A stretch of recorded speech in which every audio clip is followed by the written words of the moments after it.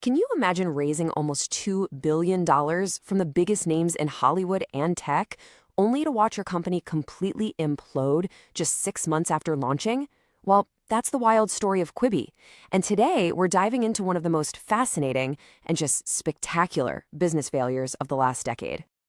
Let that number just sink in for a second. $1.75 billion. That's how much money Quibi raised before a single person even saw one of their shows. I mean, we're talking investors like Disney, Warner Brothers, Alibaba, all the heavy hitters. On paper, this thing looked like a guaranteed success. It seemed absolutely unstoppable. So that's the giant question, right? The one we're really going to try and answer.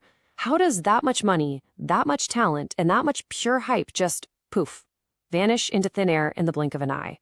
Let's get into it and break down exactly what happened.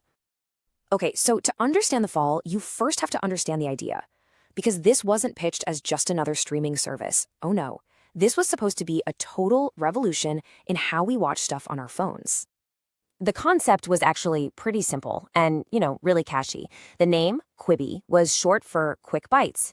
And the whole plan was to give you these super high-budget, Hollywood-level shows, but chopped up into episodes of 10 minutes or less.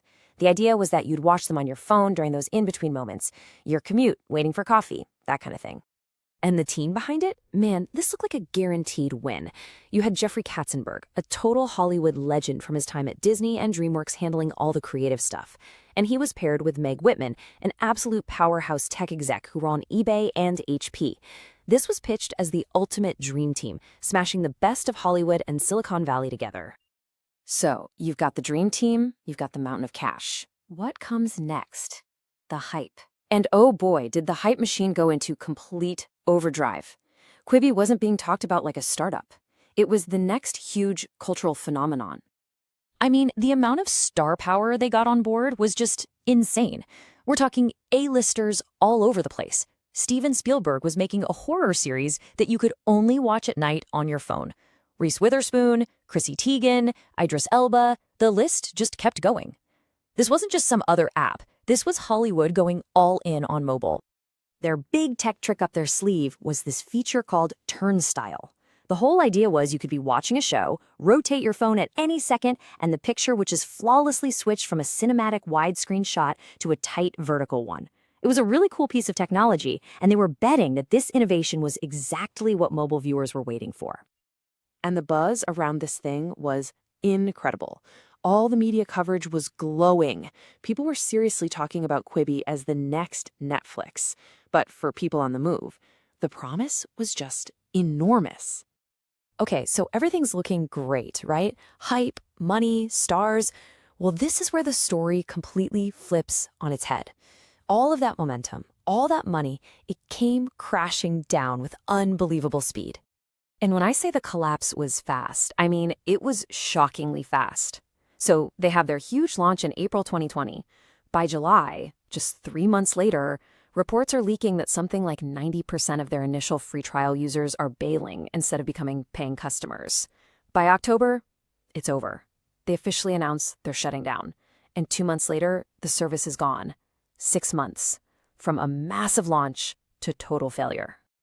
So what on earth happened? Well, it was kind of a perfect storm. And the first major problem was just catastrophic timing. Quibi launched in April of 2020. You might remember what was happening then. The entire world was going into lockdown because of the pandemic. A service built for people on the go, launched at the exact moment nobody was going anywhere. The second huge flaw feels like a massive miscalculation about how the internet works today. You couldn't screenshot the content. You couldn't easily share little clips or make memes to post on social media. In a world where viral buzz is everything for a new show, Quibi basically built a walled garden around itself, cutting off any chance of organic growth. And finally, there was the content itself. Look, it was packed with stars, for sure, but people who were stuck at home weren't really looking for quick bites. They wanted to binge watch. They wanted to sink into long, immersive series on their big screen TVs with Netflix or Disney+. 10-minute episodes just didn't have the depth people were craving at that specific weird moment in time. So, after all the dust settled, what can we actually learn from this spectacular flameout? Because believe me, the story of Quibi became an instant cautionary tale for pretty much everyone in Hollywood and Silicon Valley. But here's a really fascinating twist. The story of the content didn't actually end when Quibi shut down.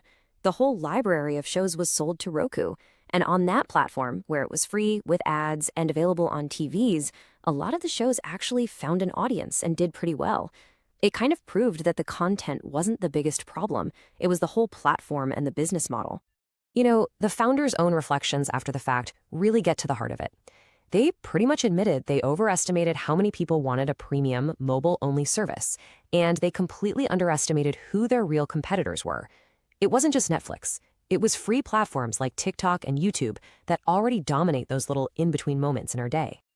So, if you boil it all down, the Quibi story leaves us with a few crystal clear lessons. First, cool tech like Turnstile doesn't matter if it's not solving a problem people actually have. Second, timing is everything. It can make or break even the most well-funded plans. And third, in today's world, making your stuff shareable isn't just a nice feature. It's absolutely essential if you want to grow. And all of this leaves us with one final big thought. The story of Quibi is just this powerful reminder. It really makes you wonder, in this incredibly fast-moving, unpredictable world of tech and media, can an ocean of money and an army of movie stars ever truly guarantee success?